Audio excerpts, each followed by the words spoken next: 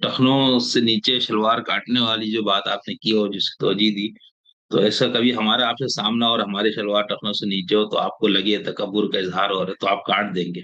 मैं तब काटूंगा जब आप मौलाना अमीन हसन इस्लाही और मैं मौलाना फराही हूँ, और मेरा आपका वो ताल्लुक है। अच्छा ये तो आप पहले अमीन बने और मैं फराही बनूं तो फिर होगा। असल में मौलवियों का एक और जो बहुत बड़ा मसला है, मैं इसको कोई इस्तख्फाफ पे मामूल मत कीजिएगा, हमारे भाई हैं, हम खुद उसी मट्टी से उठे हुए, इसलिए मैं किसी दूसरे पे तनकीद नहीं करता, अपने आप पे तनकीद कर रहा हूँ, खुद मैं मौलवी हूँ। एक जो बड़ा इन्हितात हुआ है इस उम्मत में, और अल्लाह ताला जिस वक़्त कुछ अजाब आता है खुदा की जानिब से, और हम लोग कोई मुस्तस्ना कौम नहीं, हम खुदा की मुंतखब कौम थी, इसको जिम्मेदारी दी गई थी, हमारे साथ खुदा के कुछ मामले हैं, उस पर हमने पहले भी आपसे बात की थी। तो इस वक्त एक बड़ा इब्तला और बड़ी आजमाइश है इस उम्मत में, वो ये कि इसके जो मजहबी हलके हैं, अल्लाह ताला ने उनके अंदर से जो हिस्से लतीफ़, हिस्से जमालियात और अदब का ज़ौक़ होता है वो पूरी तरीके से छीन लिया है। लिहाजा वो चीज़ों को जिस तरह हरफियत, ज़ाहिरियत और रियाजियाती अंदाज में देखते हैं, उनके अंदर ये मलिका ही नहीं है कि वो हकीकत को उसके अंदर उतर के अप्रिशिएट कर सके। भाई एक उस्ताद और शागिर्द का ताल्लुक होता है। मैं तो अपनी सादत महसूस करूंगा कि अगर गामदी साहब किसी दिन मुझे कोई खिलाफ शरा काम करते हुए देखें तो मेरे कान के नीचे 2 चपट लगा दें, ये मेरे लिए बाइस सादत होगी।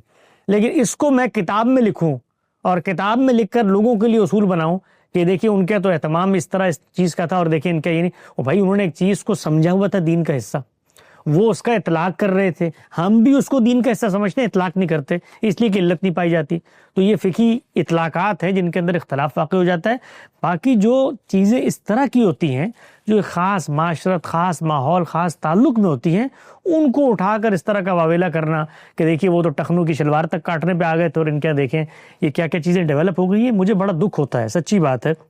हमारे कीमती अज़हान है, अल्लाह ताला ने इन उलमा को मोहलत दी है, मौका दिया है मुस्बत गौर व फिक्र का, चीज़ों को हकीकत में उतर के अप्रिशिएट करने का।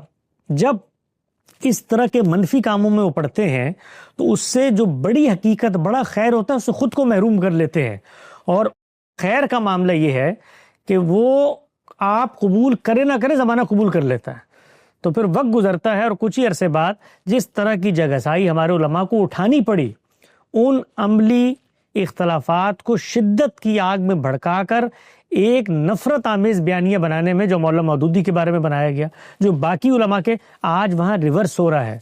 आज शर्मिंदगी होती है उलमा की मजलिसों में आप बैठे तो जो कुछ तर्ज फ़िक्र उन्होंने अपनाया था, और ये सारी किताबें, ये तो कुछ भी नहीं है जो अभी हमारे उस्ताद मुकर्रम जनाब जावेद अहमद गामदी साहब के साथ हो रहा है। क्या क्या नहीं लिखा गया मौलाना मौदूदी के बारे में।